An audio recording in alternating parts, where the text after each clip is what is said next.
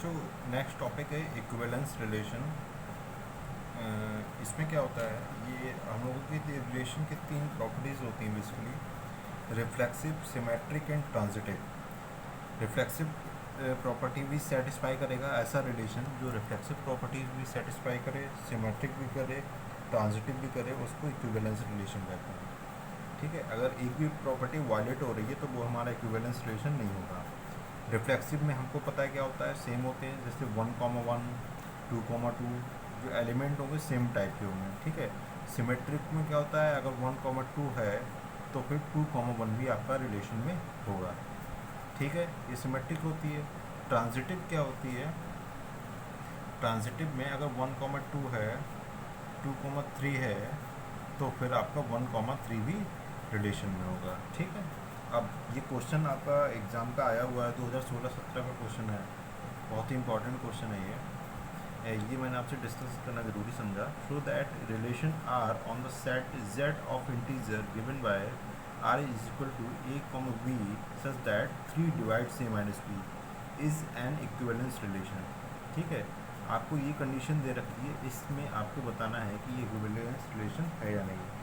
तो बच्चों सबसे पहले इसका हम लोग मतलब समझते हैं। हमें लिखा है कि a, b आप कोई ऐसा पेयर बनाओगे जिसमें 3 डिवाइड्स a माइनस बी।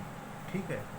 अब हम बोलें कि a माइनस बी को अगर 3 डिवाइड कर रहा है, a minus B is being divided by 3, suppose this is m, suppose it is m, then it means कि a माइनस बी जो आपकी वैल्यू होगी वो क्या होगी, वो 3m होगी।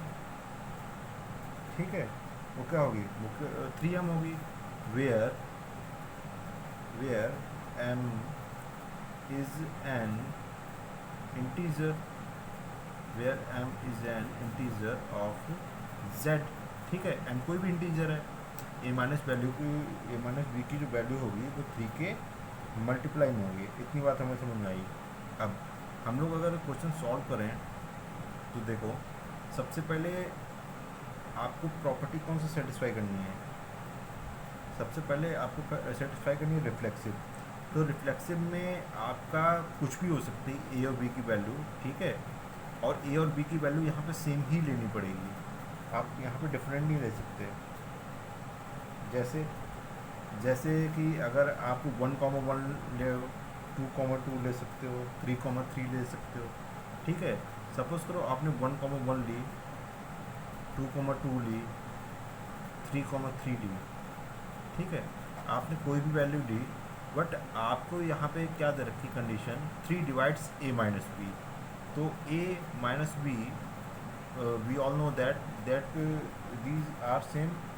ठीक है, दीज आर सेम वैल्यूज़, एक ही कंडीशन में आपको यहाँ पे ली हुई है। ठीक है, और ये अलग अलग वैल्यू नहीं है, इसमें हमारा जो होता है वो a, होता है।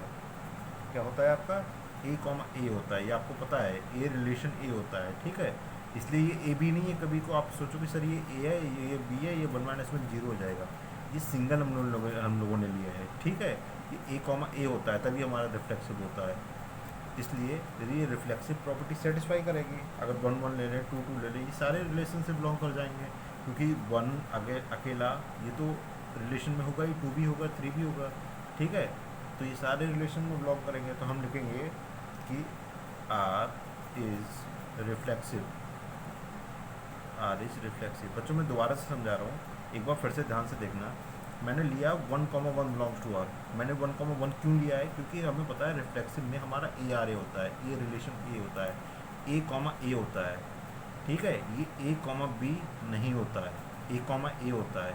ठीक है, अब आपको कुछ बच्चे ये सोच सकते हैं सर 1,1 लिया है, आपने बोला A माइनस बी है, ये जो होगा ये 3 से डिवाइड होगा। बेटा ये A और B नहीं है, ये दोनों A है, ये दोनों A है, दोनों A है।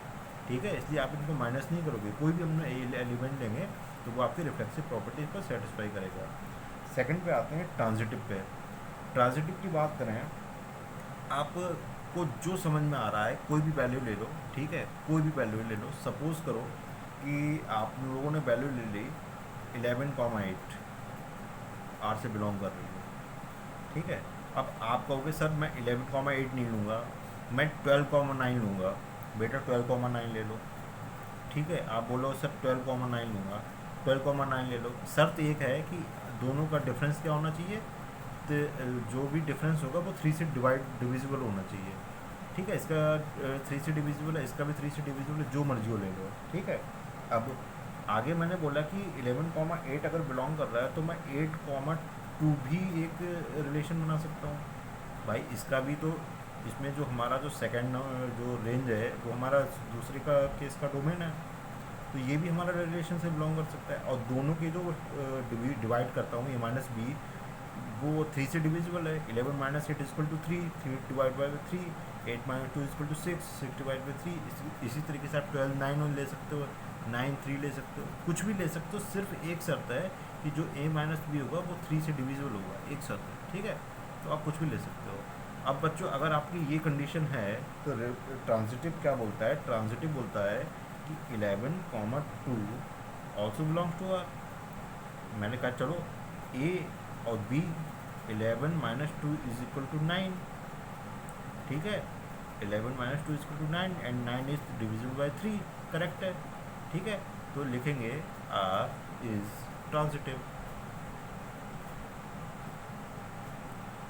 Is transitive. ठीक है, रिफ्लेक्सिव भी होगी, ट्रांजिटिव भी होगी।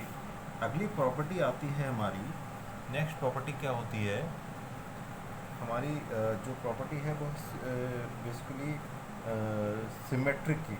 ठीक है, अब सिमेट्रिक की क्या देखेंगे। सिमेट्रिक के लिए बच्चों मैंने आपको बताया था कि अगर 1,2 प्रेजेंट है तो 2,1 भी प्रेजेंट होना चाहिए। ठीक है, सपोज करो आपने 11,8 लिया था, आपने फिर से 11,8 लिया, 11,8 बिलोंग्स टू आर। मैंने बोला ठीक है बेटा कोई दिक्कत नहीं। आपने बोला sir 8,11 also belongs to are.